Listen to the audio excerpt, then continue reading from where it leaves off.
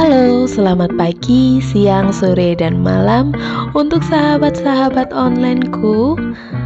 Jumpa lagi dengan Diari Cindy, ada cerita dalam Diari Cindy.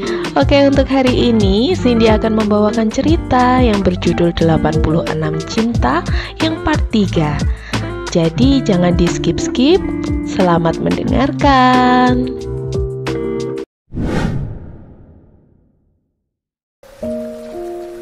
86 Cinta Part 3 Turun Jaga.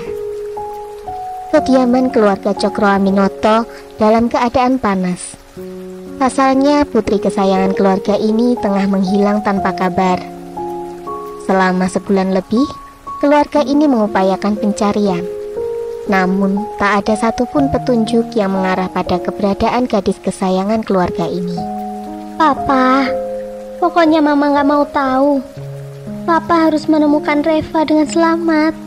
Tangis Rosdiana tak berhenti semenjak Reva putri kesayangannya kabur dari rumah dan dinyatakan menghilang.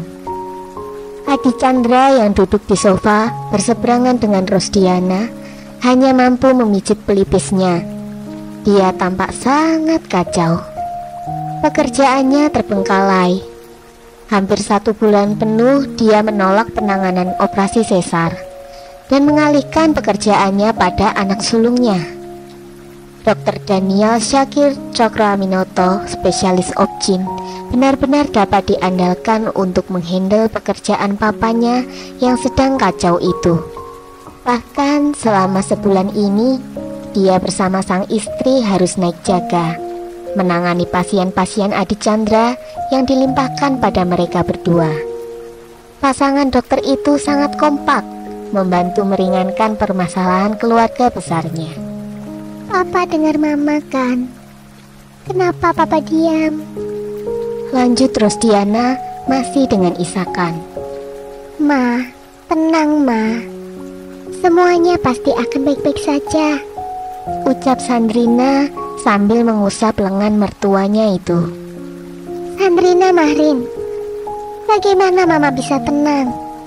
Sekarang ini adikmu entah di mana. Dan apa ini? Suamimu belum memberikan kabar terkini tentang keberadaan Reva. Untuk apa dia menjadi polisi kalau Reva saja tidak bisa ditemukan? Teriak Rosdiana masih dengan isakan. Sandrina dan papa mertuanya tampak kaget. Tak biasanya Rosdiana bersikap seperti itu. Selama ini Rosdiana lah yang menjadi pusat energi positif di keluarga Cokroaminoto. Dia yang selalu lemah lembut dan pengertian, kali ini nampak garang dan sangat kacau. Ibu 4 anak ini benar-benar kehilangan cahayanya mendapati anak kesayangannya menghilang. Rosdiana, jaga ucapanmu. Ingat, menantumu sedang hamil. Jangan bentak dia, ucap Adi Chandra tak kalah garang karena frustasi. Kemudian ucapannya melembut. Maafkan aku. Aku tak bermaksud membentakmu, Ros. Ini memang salahku yang tak bisa mengontrol emosi saat Reva menolak pernikahan itu. Aku sangat senang karena pernikahan yang kita rencanakan untuk putri kita sudah di depan mata. Maafkan aku, Ros. Kita pasti bisa menemukan Reva, ucap Adi Chandra kemudian. Ditangkupkan kedua tangan di wajah dan mengusap kasar. Dia sangat bingung harus melakukan apa. Segala macam cara sudah dilakukannya, meminta pertolongan kepolisian, sampai menggerakkan secret agent andalannya. Namun hingga saat ini masih belum membuahkan hasil. Fatur point of view. Pekerjaanku hari ini sungguh sangat menjenuhkan. Aku berangkat dari rumah Mbok Sum tepat pukul 4.30 menuju Polres dengan seragam lengkap yang kututupi dengan jaket kulit hitam. Ninja H2 ku menerjang pekatnya embun pagi ini. Jabatanku sebagai Kaur bin Ops Sabara mengharuskanku untuk memimpin apel pagi ini. Kuparkirkan motorku sembarangan di parkiran Polres. Kini jam menunjukkan pukul 6 pagi. Matahari mulai bersinar terik. Beberapa poin penting harus kuberikan pada seluruh anggota Sabara dalam pagelaran Rawan Pagi yang akan dilaksanakan pagi ini. Pagelaran personel Rawan Pagi merupakan pelayanan publik terhadap keamanan, ketertiban, keselamatan, dan kelancaran lalu lintas, dan kerawanan lainnya. Saya harapkan kepada seluruh personel Satuan Sabara yang melaksanakan pengaturan Rawan Pagi agar melaksanakan tugasnya dengan penuh rasa tanggung jawab. Tolong, ciptakan situasi yang aman dan kondusif serta humanis di lingkungan sekitar. Ujarku di akhir apel pagi ini, yang disambut hormat dan siap dari para anggota. Seperti biasa, kami semua menuju tugas masing-masing dan mengemban amanah ini sebaik mungkin. Konsentrasiku terpecah-pecah. Sudah kurasakan selama 2 hari ini. Perasaan aneh yang pernah kurasakan terasa berdenyut kuat di hatiku. Secepat inikah? Tidak mungkin. Jangan sampai semua kejadian itu terulang kembali. Saat ini perasaanku benar-benar gusar. Saat melihat anggota Polres dari satuan lain sedang melakukan kurve, kembali otak ini memutar kejadian kemarin sore. Entah kenapa, kejadian sore itu membuatku kesal setengah mati. Flashback. Hari ini entah kenapa, lagi-lagi aku sangat ingin kembali pulang ke rumah Mbok Sum. Motor yang kukendarai sudah memasuki perkarangan rumah Mbok Sum. Setelah memasuki bangunan sederhana itu, kulangkahkan kakiku menuju kamar yang diperuntukkan bagiku. Apa kalian berpikir aku tertarik dengan gadis itu? Yang menyebalkan, yang entah siapa namanya itu? Kalian salah. Mana mungkin aku tertarik dengan gadis model begitu? Ya, walaupun dia tidak sepenuhnya salah, sudah tidur di kamarku. Tapi menyebalkan bukan? Dia memanggilku Pak. Pak. Jelas-jelas ketampananku tak kalah dengan dokter genit itu. Lupakan masalah itu. Aku sudah terlanjur kesal padanya. Pada gadis itu. Entah siapa namanya. Aku lupa. Padahal tadi pagi sudah sering disebut Mbok Sum. Nah, benar kan? Aku lupa. Ini sudah membuktikan kalau aku benar-benar tidak tertarik kepada gadis itu. Apa kalian tahu siapa namanya? Cukup. Aku tak mau tahu siapa namanya. Kini aku meletakkan jaket kulit dan helm di atas meja belajar di kamar ini. Kupandangi sekitar sudah bersih. Tampaknya gadis itu sudah pergi dari kamar ini. Baguslah. Suara klakson motor memekakkan telingaku. Kutengok arah suara tersebut dari jendela kamar. Apa? Gadis itu lagi? Dan apa-apaan ini? Dia dibonceng dokter genit itu. Ucap hatiku garang. Benar-benar tidak bisa dibiarkan. Bayangkan, si Kuyuk alias dokter genit itu sama sekali tidak memiliki SIM C. Dia selalu gagal dalam tes mengemudi roda 2. Berani-beraninya dia membonceng. Dengan pedenya dia tidak memakai helm. Kalian tahu kan, perjalanan dari puskesmas ke wilayah 5 ini melalui jalan berkelok dan naik turun. Sangat berbahaya untuk pengemudi amatiran seperti dia. Rupanya, tingkat ketidaksukaanku pada si Kuyuk itu semakin hari semakin bertambah. Setelah makan siang, walau sudah terlalu sore untuk disebut makan siang, kulihat si Kuyuk mondar-mandir mengambil sapu, kain pel, kemoceng, semuanya diangkut ke arah rumah dinas puskesmas. Nampaknya dia sedang membantu gadis menyebalkan itu membersihkan rumah dinas. Memang benar, kata Simbok, gadis itu, ya, yang bernama Reva itu, dia tinggal di rumah dinas puskesmas. Gadis 22 tahun itu mengemban tugas ASN sebagai bidan di desa ini. Jangan tanya dari mana aku tahu semua itu. Jelaslah dari Simbok. Aku mulai melihat gerak-gerik si Kuyuk dari jendela samping yang berada di ruang TV. Aku melihatnya membawa spons tempat tidur ke arah rumah dinas. Kemudian kembali lagi dan menuju rumah dinas lagi, membawa botol kecil yang entah apa itu. 1 menit, 2 menit, 3 menit, 4 menit, 5 menit, sampai 15 menit, tak kunjung ada pergerakan dari rumah itu. Pikiranku kemana-mana, mulai dari tindakan pembekapan dengan obat bius yang mungkin dibawa si Kuyuk itu di botol kecil tadi, sampai kegiatan anu-anu itu. Benar-benar membuat resah. Ngapain sih mereka?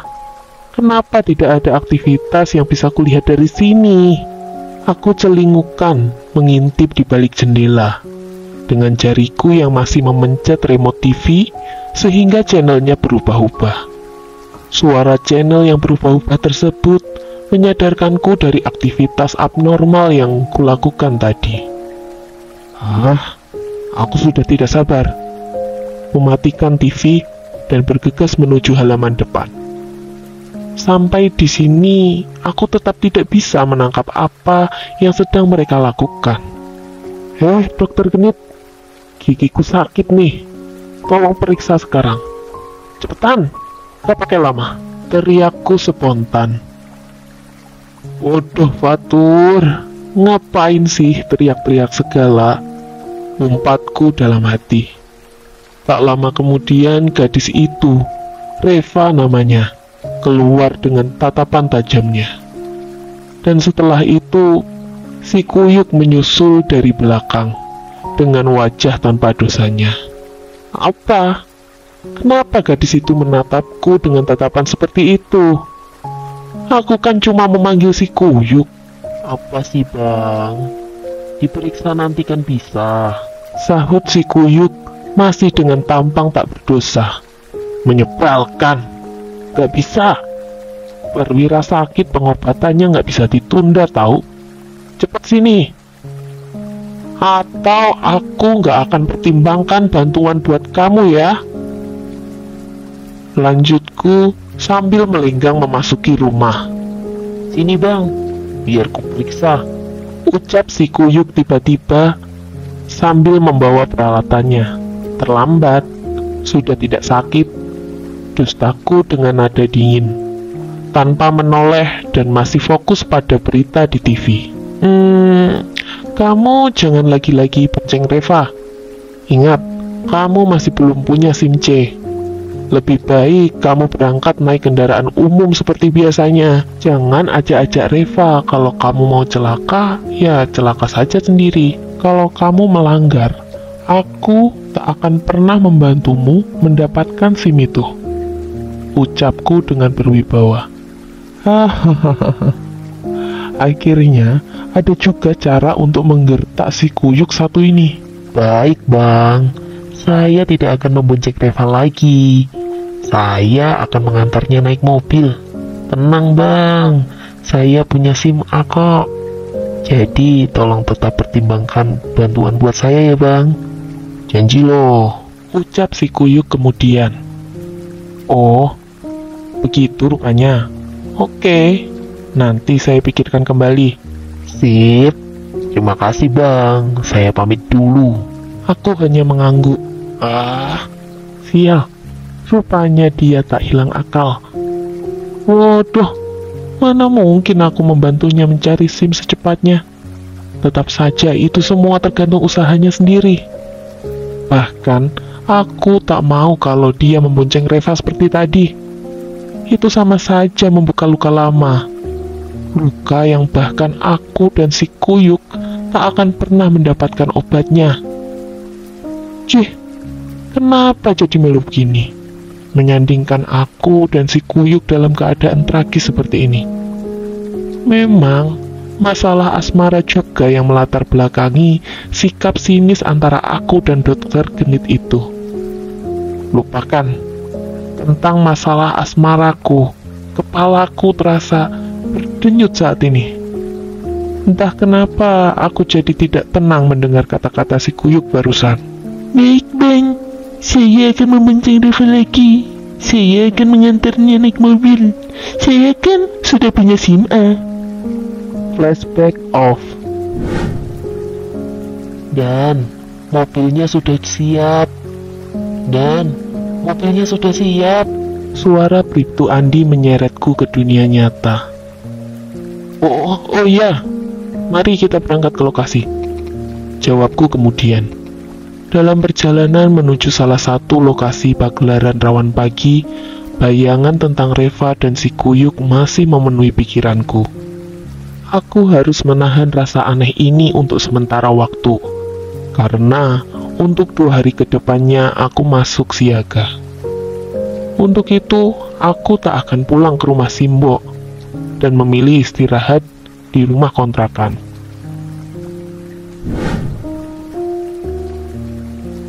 Bayu point of view. Setelah sehari menunggu, akhirnya si Jack sampai juga. Iya, si Jack. Si Jack adalah sebutan untuk juk merah kesayangan yang sudah setahun ini kupensiunkan. Bukan apa-apa, aku hanya terlalu menikmati kondisi pedesaan. Maka dari itu, obsesiku sangatlah besar untuk dapat berkendara dengan motor di area pegunungan ini. Selain itu, karena bodi juk lumayan besar untuk diparkirkan di halaman puskesmas, aku harus semangat mendapatkan SIM C. Semangat, Bay. Aku lebih semangat lagi saat ini, karena melihat Dek Reva keluar dari rumah dinas mengenakan setelan putih-putih dan tas berwarna coklat tua. Dek Rev, berangkat sekarang yuk, seruku sambil melambai tangan. Reva hanya tersenyum lalu berjalan mendekat ke arahku. Loh, dokter lupa. Pagi ini saya tidak masuk pelayanan KIA, dok. Saya tidak lupa kok, Dek. Saya ingat malahan.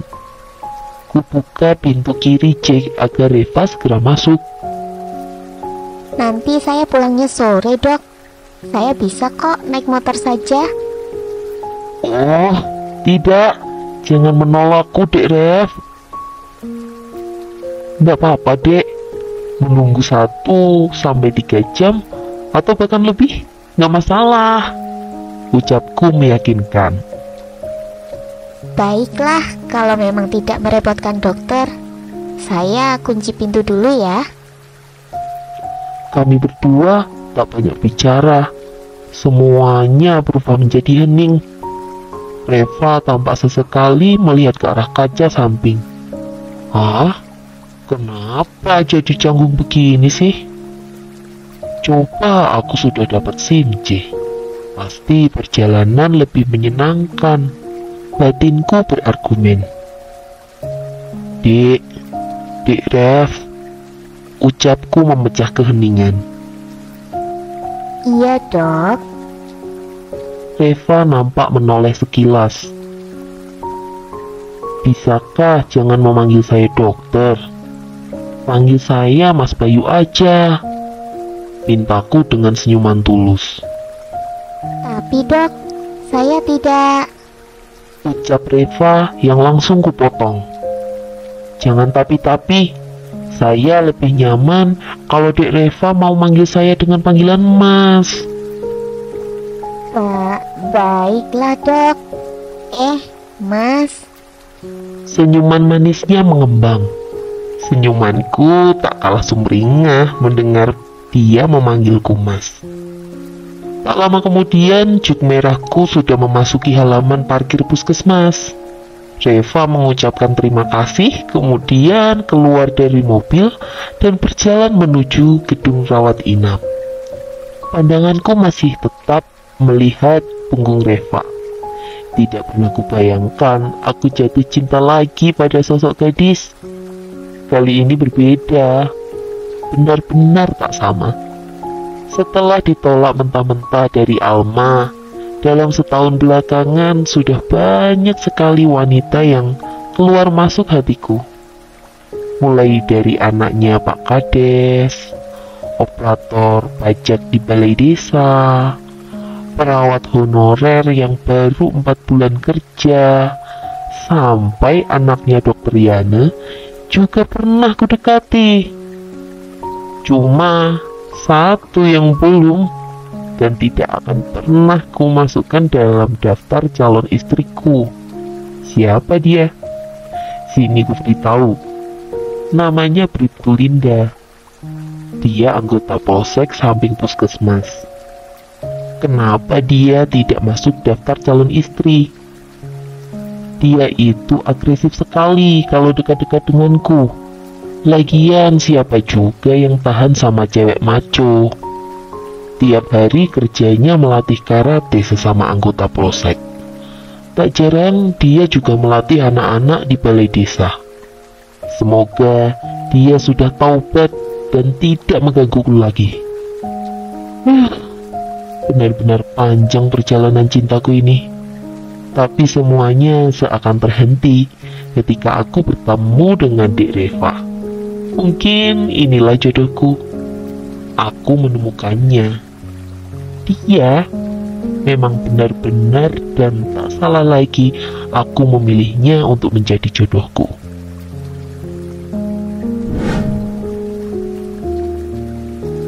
Reva, point of view.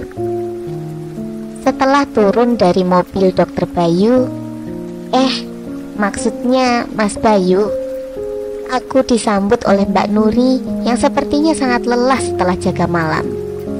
Oh, inilah awal dimana Reva dilarang keras memimpi turun jaga. Pagi ini dimulai dengan opersif dari Mbak Nuri. Pasien gravidanya ada 1 ya. Terus di Ponet postpartumnya 1 orang. Yang postpartum 1 orang. Jelas singkat Mbak Nuri. Sepertinya ngantuk benar-benar menguasainya, dan aku hanya memperhatikan paperless pasien dan mengangguk-angguk mengerti tentunya. Ini Bu Siti Umaroh, G1 P00, usia kehamilan 42 minggu, dengan posmatur. Nanti jam 9 rujuk ke rumah sakit saja, Dek. Pengantarnya sudah Mbak buat. Coba kamu baca-baca dulu ya nanti. Sekarang lebih baik cepat pakai APD. Kamu observasi Bodiah, G1 P00, usia kehamilan 38 minggu. BCC-nya 128 kali per menit. 2 jam lalu Mbak VT sudah bukaan 5. Barusan kontraksinya 4 kali per 10 menit. Lamanya 45 detik. Lembar observasinya di ruang partus ya, Dek. Jelas Mbak Nuri kembali.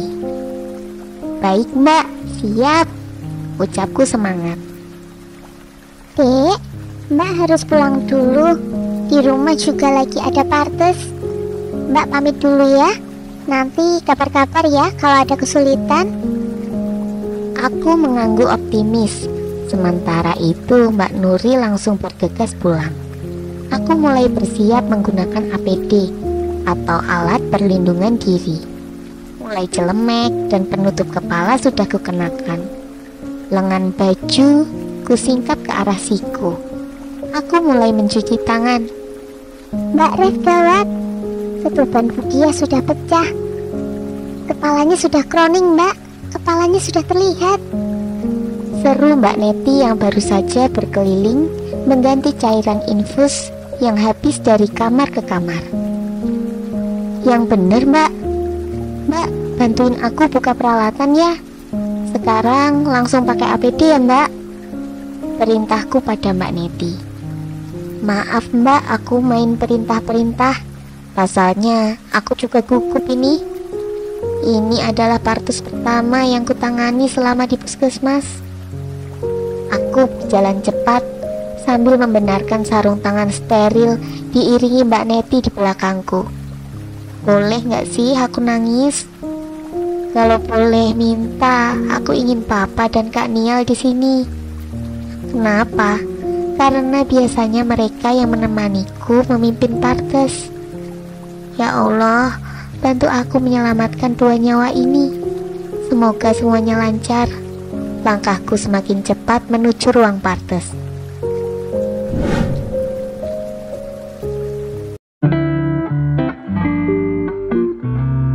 Oke sahabat-sahabat online Diari Cindy, nggak terasa ya sudah berada di ujung cerita 86 Cinta Part 3. Dan untuk istilah-istilah medis yang ada di part 3 ini akan Cindy sematkan di description box ya. Jadi tunggu kisah-kisah seru selanjutnya.